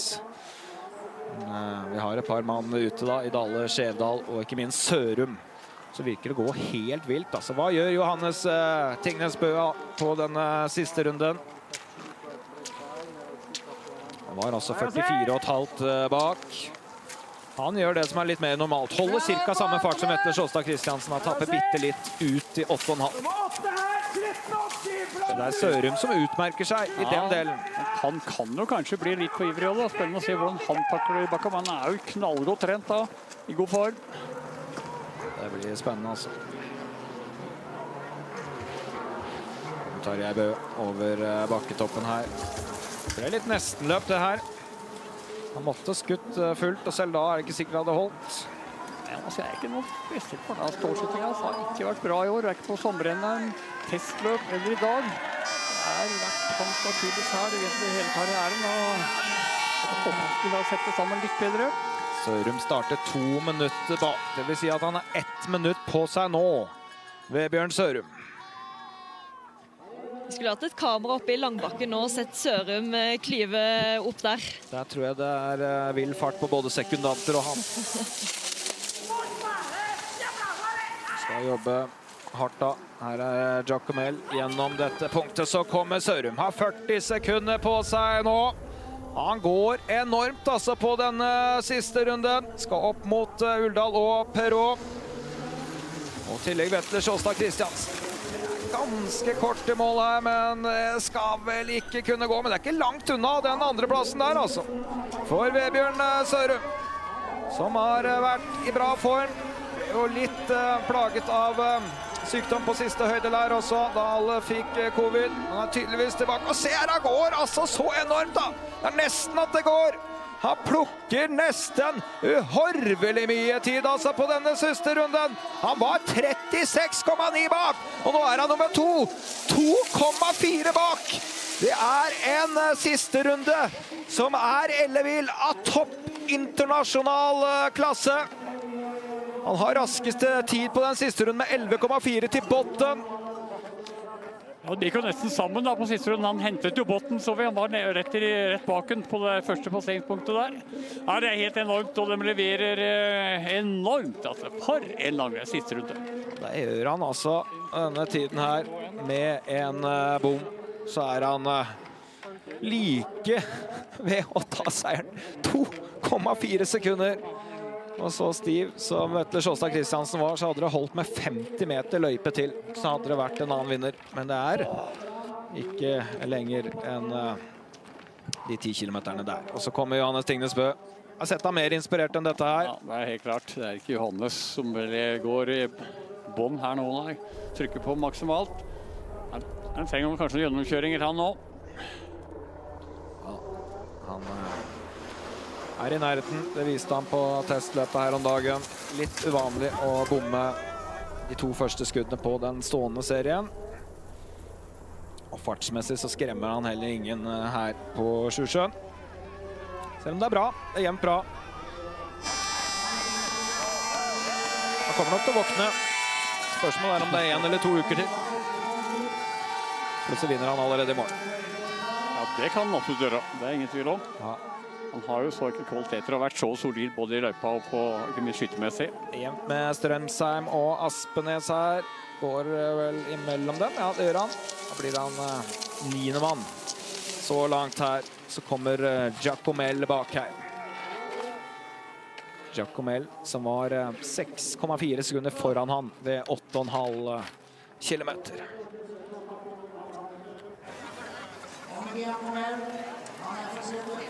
Her kommer italieneren, som har vært nære å vinne i verdenscupen. 3 andreplasser så langt. 2 ganger forrige sesong var han nummer 2. Se på klokka her at han skal vel kunne ta Lægreid. Sniker seg 2 foran 2 norske landslagsløpere helt på tampen her. En bra sesongstart av Giacomelli med 1 bom. Økt mengden trening en del i år, og trener stormengder gjort hele tiden. Så nei, det er solid. Spennende å se han videre utover også. Det betyr at Vetle Sjåstad Kristiansen vinner foran Vebjørn Sørum og Martin Uldal. Så elitelaget har 2 mann foran de 2 rekruttene. Så franskmennene Perrault, Claude Frey. Og så han fra rekruttlaget Giacomelli. Så følger verdensmester Lægreid, Strømsheim og Johannes Tingnes Bø. Blir nummer 10. Hvis vi skal se litt på langrennstiden, så er det Botten som har gått raskest her, foran Aspenes. Sørum 3. raskeste tid. Chakela 16 sekunder bak. Vetle Sjåstad Kristiansen tappte 21,8 sekunder i løypa. Johannes Tingnes Bø nesten halvminuttet bak. Og det er jo ikke ofte at du er så langt bak, Johannes. Hvordan var dette? Det var tungt. Tøffe forhold og en kropp som ikke var helt klar for skirenn, så det var rett og slett beinhardt og ja, en tøff dag på jobb. Når kjente du det? Nei, jeg kjente det. Jeg synes for det første før er det litt vanskelig å gå bra på ski, men også, jeg tror det er lettere å bli stivere på det før her. Så jeg var tidlig stiv og klarte liksom ikke å komme meg helt fra det. Og da jeg dessverre ikke trent nok til å stå 3 runder, så synes jeg hadde 2 gode runder, og siste runder så lugget det fra start, og da, i stedet for å velge å gå i kjelleren, så klarer ikke jeg det dessverre, så det var svagt. Ståserien som vi så her, hva sier du om den? Ja, jeg merket det blåste litt i dag, og så var det ganske stille når jeg stilte meg opp, og da tenkte jeg at det kunne være bra, men det var ikke så bra. Så jeg begynte nok litt for tidlig, men det er derfor vi har disse rennene her, så det var ikke noen bra dag det her egentlig. Hvordan er det for deg å ha en sånn dag? Nei, det er jo, hva skal jeg si, det er jo nivået man har da, så det her er det nivået jeg har. Så får jeg prøve å jobbe ut fra det. Jeg håper allerede at i morgen går det bedre, men ja, skal jeg innrømme at man har litt å tenke på i dag, og det velger jeg å tenke i positivt forstand. Lykke til i morgen. Takk.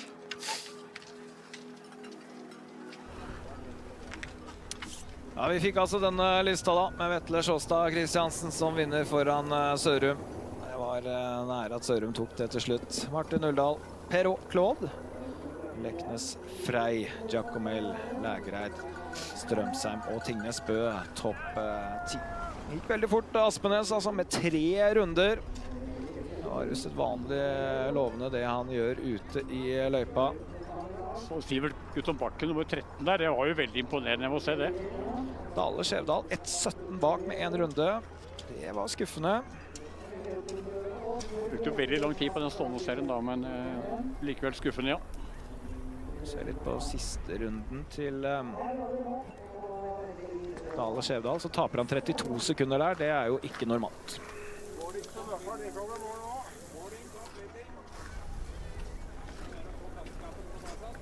Ser vi mange av de ved så starte tidlig. Det ble gått noen strafferunder i dag også.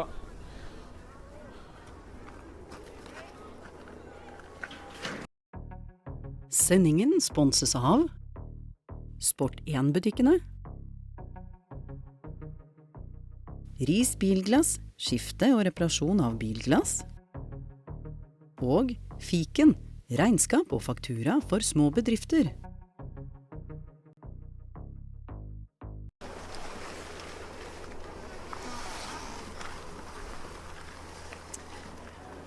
Sånn ser det ut på Sjusjøen denne ettermiddagen. Sprintrennet for herrer er over, og mannen som var best av alle heter Vetle Sjåstad Kristiansen. Gratulerer med det. Tusen takk. Hva slags opplevelse ble det her? Ja, jo, det var jo over all forventning. Jeg hadde jo dømt både meg selv og gutta nord og ned i dag, men når vi får snø under beina og det er november, så begynner vi å nærme oss verdenstoppen. Så det var gode svar i dag, og spesielt fornøyd på skytebanen. Beholdt roen i vinden, og jeg var fornøyd med forholdet, for å si det sånn, for det blåste ikke mye når jeg skjøt, så da kunne jeg gå på med litt sånn offensiv kontroll, så jeg tror det sitter en hjemme i Frankrike og følger med på fransk TV. Det skulle visst vises der i dag, så han er vel happy, han. Han heter Maset etternavn, kanskje? Han heter Maset etternavn og Sigfrid til fornavn, så nei, det var bra på testløpet på Beito forrige helg, og enda bedre i dag faktisk, så det lover godt når det skal slippes opp til neste uke. Hvorfor hadde du dømt deg selv og de andre nord og ned før start? Nei, vi har jo vært i frisk trening siste uka, og var på tredemølla en tur i går kveld og kjørte siste hardøkt før dagen i dag, så jeg var litt sliten på morgenkvisten i dag, men jeg fikk sovet fra 10:30 til 11:30 der og fått i meg litt lunsj. Så våkna kroppen, så føret passet jo meg veldig bra. Det var hardt og isete, det gjaldt å sette skia rett fram og ikke mase sånn med lange skiv, så det var mitt føre i dag. Så gjaldt vel kanskje å ikke falle, men det gjorde du. Ja, jeg falt nesten. Jeg holdt meg akkurat på beina, men en god gammeldags stuk kalles det vel. Så jeg får takke. Se der, ja. Det var en ordentlig stein på. Jeg prøvde å søke kanten i dag, der det var litt ekstra isete, så traff jeg en skikkelig stein da. Men takker Goffa og genene fra alpinbakken på Geilo for at jeg holdt meg på beina der. Og så kan man kanskje være glad for at løypa ikke var sånn kjempemye lenger i dag, Marte? Ja, Vetle var skikkelig offensiv I dag, og du så han gyvde løs på den siste runden, men stoppet det kanskje bitte litt på slutten der? Ja, jeg synes bitte litt. Du tok ikke I da, Marte. Sørlendinger så beskjedne, vet du. Så det var bom stopp. Jeg gikk friskt ut I dag, og jeg ville liksom teste hvor hardt jeg kan gå ut på en sprint I verdenscup, da, og da fikk jeg jo botten på min andre runde og hans første runde, og det klart, det tempoet der blir jo egentlig litt høyt når jeg allerede har gått en runde, men jeg beit meg fast, og så fikk jeg den litt med renter på siste runden, og de jo som kjent ganske høye I dag, så det var slitsomt, og griseflaks at jeg holdt Vebjørn bak meg der. Ja, han lå jo da på et tidspunkt 36,9 bak og ender 2,4 bak I mål. Ja. Det litt av noen tall. Ja, det jo, hva skal man si. Det sånn jeg hadde forventet av Vebjørn. Han helt rå på siste runder, og jeg vet jo det at han veldig flink til å porsjonere kreftene. Han har jo fortalt det at han må føle at han går ut I terskelfart, og så, hvis ikke så går han ut for hardt. Så jeg tror jeg har litt å lære av han der. Vi litt sånn samme kroppslige typer, da. Litt sånn store og eksplosive, så jeg må ta en prat med Vebjørn. Jeg regner med han tar turen til Finland nå. Ja, vi kan rope på den, Vebjørn. Ja, det kan hende han tar en tur til Finland, og det Vetle Sjåstad Kristiansen da mener at at Sørum nå ligger greit an. Med tanke på denne sisteplassen for å få gå verdenscup, nå mener Vetle at kanskje du får være med til Finland. Da skal han tipse deg, fordi han veldig glad for at løypa ikke var noe særlig lenger I dag. Ja. Da hadde det kanskje vært litt motsatt? Ja, kanskje. Jeg var litt overrasket når jeg kom I mål, og så andreplass og 2 sekunder bak. Det var ikke det jeg ble sekundert for, så det var ordentlig kult, og jeg kjente det svarte bra på siste runden. Men jeg var litt bekymret etter første runde der, når jeg hørte på første sekundering at jeg var 15 sekunder bak, så bare sånn, oi, shit, her må man jobbe. Ja, fra minus 36,9 bak til 2,4 mål. Ja, Vetle trodde han hadde kontroll, vet du. Ja, jeg smilte jo, og jeg tenkte jeg hadde den her I lomma ut fra skyting der, men jeg hadde undervurdert Vebjørns ferdigheter på siste runden, så det var utrolig imponerende. Men dette maktforholdet da, rekrutt elite, hvor står det nå? De tok jo seieren, da. Den har vært mest, men etter det så var det vel 3 rekruttløpere. Hvis ikke flere, har jeg ikke sett lista, så det tror vi tok den I dag, rekruttgutta, så det var gøy. Du enig? Nei, det eneste vi bryr oss som seire, og den tok vi, så 1-0 lite, og det deilig. Men hvordan det å være 2 lag som holder på, I hvert fall tøffer seg litt og pusher hverandre litt da?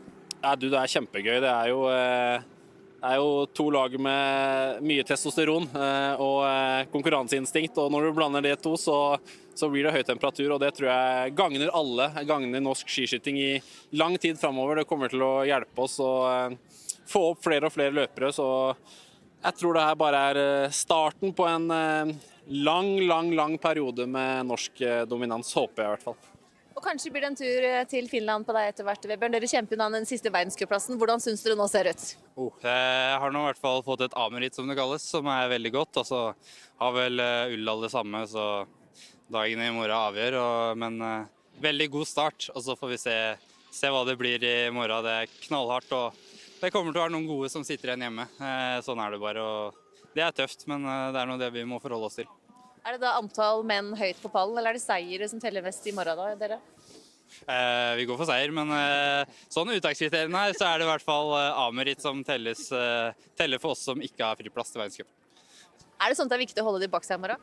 Ja, selvfølgelig. Jeg står på startstreken og tror det OL-gull det kjempes om hver gang. Så konkurranseinstinktet det tar ikke så mye høyde for hvilke renn vi går. Ja, det flat gasspedal uansett, så det blir nok noen meldinger ute I løypa I morgen. Jeg gleder meg. Det vi også. Gratulerer begge 2. Disse 2 jo norske, men det som litt morsomt da, det jo at det var en ekstrem norsk dominans I fjor, og han som da var med og hevde seg som ikke var norsk, han selvfølgelig halvt norsk. Erik Perrault, det holdt på å bli pall I dag.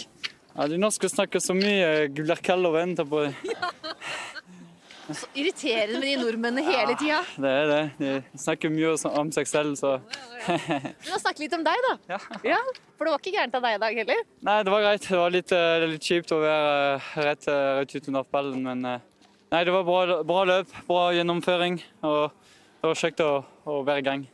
Hvordan kjenner du deg før denne sesongen? Kjenner meg veldig bra. Jeg har veldig lyst på å starte den sesongen. Så nei, det var veldig gøy å kunne starte med det løpet. Og jeg trenger noen løp for å bli helt klar, men jeg føler allerede at det er mange gode ting å ta med seg. Hvor lei er dere at det er så mange norske flagg alltid på disse resultatlistene? Veldig lei meg. Veldig lei. Nei, det har vært en tøff sesong for franske landslaget siste år, så vi har alle veldig lyst til å kunne bli i hvert fall på toppen og kunne kjempe med de norske. Og jeg tror vi har alt vi trenger i år for å kunne gjøre det, men nå er det bare å kjøre på og ta sjansen vår. Hvordan jobber dere for å komme dere opp på det nivået som Jacqueline og Fillon-Maillet har vist tidligere?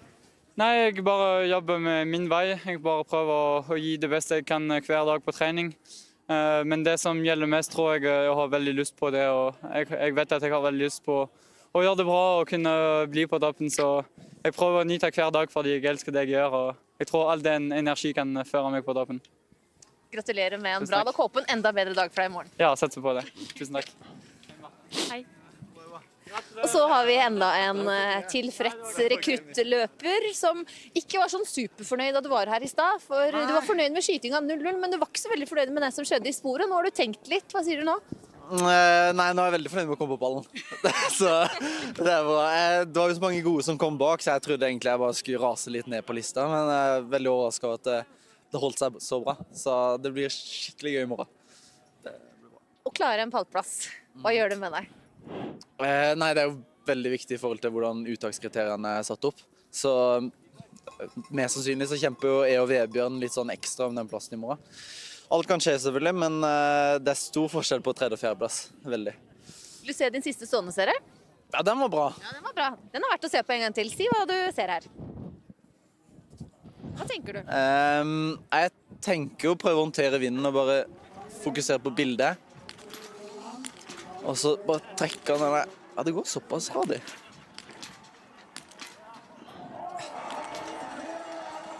Der, ja. Anders, fy faen, det trekk. Det gikk raskere enn du trodde, rett og slett? Ja, det gjorde det. Det var, ja, rett og slett. Det var vet du tida på. 20, par 20. Ja, det kan vi jo prøve å finne ut av. Første skuddet kunne vært... Kvalifisert gjetning, Marte, har du det? Ja, men du ser at det er en rask serie, og det som er mest du ser på skytingene, er at når han lader, så ser du ikke at børsa beveger seg noen ting. Ladingen går så smooth, og det gjør at du kan være så rask, for du er rett til blinken. Hvis du har mye bevegelser, så må du finne blinken før, men du ser at han går rett på blink, og det gjør at du kan skyte utrolig raskt og godt. Ja, stemmer. Faktisk jobbet akkurat med det på beitesamling her nå, og Johannes Bø har egentlig vært litt sånn inspirasjon, for du ser han kan bare skyte rett etter han har kjørt ladegrep. Og det handler mye om å ha fokus når man lader. For jeg har slitt før med at jeg bare skrur av hodet rett etter jeg har skutt skuddet, og så når jeg skal på nytt skudd, da er jeg på igjen. Men nå prøver jeg å være litt, henge litt med hele veien. Det ser ut som det funker veldig bra. Ja, takk. Og tida, den fikk jeg på øret, men jeg hørte ikke helt hva det var. Hvis jeg kan få den en gang til, skal du få med deg den gode beskjeden opp på pallen. Tenk at du ender på pallen, at du skal opp dit. Ja, det er veldig fint. Jeg synes Erik var litt snill med meg. Ja. Så får takke han for det. Du får takke han der oppe. Ja, det kan jeg gjøre. Greit, takk skal du ha. Takk, kjempe.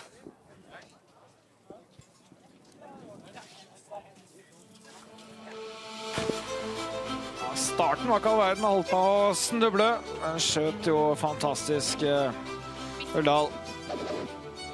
Og viser at han har tatt et nytt nivå. Vebjørn Sørum viser kapasitet på siste runden her. Selv med en bom, så er han bare et par sekunder bak. Det var et internasjonalt snitt over avslutningen av dette løpet. Viser noen ekstreme egenskaper der, som kan være godt å ta med seg hvis han får gå verdenscup. Men Vetle Sjåstad Kristiansen tok sjansen fra start. Og dette var et superløp i 8 kilometer. Og så ble det noe tungt. Men han holdt unna. De trener nok fortsatt ganske tøft og ganske mye. Hadde ikke trent hardøkt på mølla i går. Det har vært verdenscup i dag. Og da er det nydelig å få svar i form av en seier.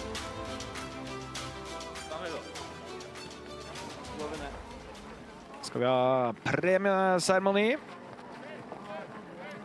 Hva tenker du etter å ha hørt disse intervjuene, Ola?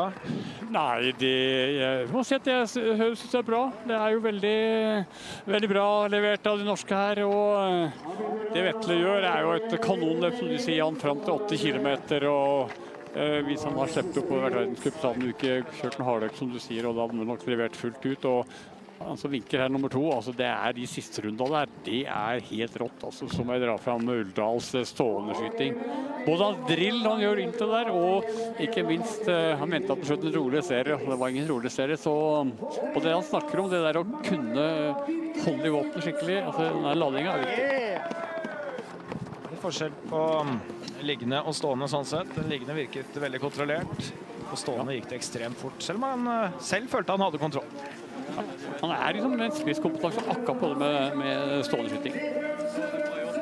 Så hun åpner kontrollert. En bom i dag da. En ekstrem siste rundt. Vi er kjent for det, sammen med Dale Skjedal. Det er jo Vetle Sjåstad Kristiansen å vinne. Det er en av de som liker å være med på denne leken mellom rekruttlag og elitelag og slenge litt meldinger øst og vest. Jeg synes han nok det er litt hyggelig å stå øverst på pallen i dag, selv om det er viktigere ting som kommer. Det er topp 5 sammenlagt i verdenscupen forrige sesong. Har nok lyst til å ta veien helt opp på pallen sammenlagt i verdenscup også. Han har litt revansje også i mesterskapssammenheng. Var jo bra individuelt i fjor uten at gullet kom. Og så er det en stafett han nok har lyst til å rette litt opp i. Perrault nære her. Ja, jeg tror han blir skummel utover vinteren, altså. Han har fått et steg fysisk helt klart, og skyttemessig så var det også bra i dag. Så meget godt signal for det franske stafettlaget at Claude er såpass høyt oppe her. Så er det Frey da. Han tar steg for steg. Nå begynner han å være farlig nærme.